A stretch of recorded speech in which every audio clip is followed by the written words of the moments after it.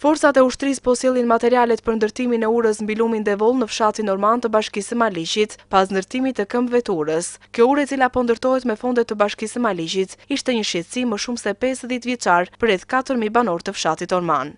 Deri tani ura ka funksionuar mbi këmbët e një kanali vaditës, duke u bërë pengesë për qarkullimin e mjeteve, madje kërcënim edhe për jetën e banorëve, pasi nuk ishte as pak e sigurt. Kryeplaku i fshatit Anastas Krekas e ka përshëndetur edhe bashkëpunimin me Ministrinë e Mbrojtjes, e cila po ndihmon për ndërtimin e saj.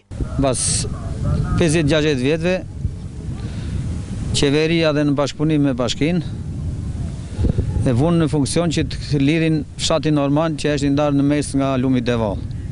Më përpara kemi kaluar nga në një kanal që funksiononte për vaditjen e tokave. Tani në bashkëpunim edhe me Ministrinë e Mbrojtjes po kryet ky investim, që është shumë i rëndësishëm për lidhjen e fshatit edhe për shitjen e prodhimeve.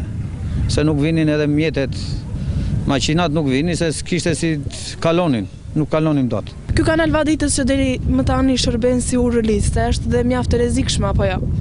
Ka qenë mjaft e rrezikshme, kanë rënë edhe banor, kanë rënë që atje, po fati mirë që nuk kanë pësuar vdekje, vetëm aksidente, trauma kanë parë.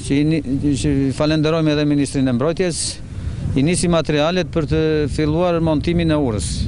Banorët shprehin se tashmë do të jenë më të sigurt pas ndërtimit të urës, si dhe do të bëhet lidhja e fshatit me fshatrat e tjerë. Ju faleminderit që vini si televizioni shqiptar në fshatin tonë dhe mos për këtë urën, është shumë e rëndësishme.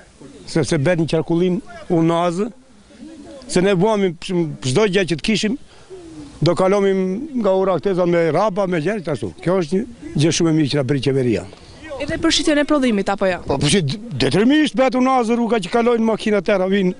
Vitëm ata të ishte detyruar ta merr një prodhimin me rrapë, tash për janë matan. Tash shkon makina ynë vetë bën çdo gjë. Sa e vështirë ishte për ju si banor i fshatit Orman që të qarkullonit me këtë kanal që ishte për vaditi por që ishte stajuar si urë?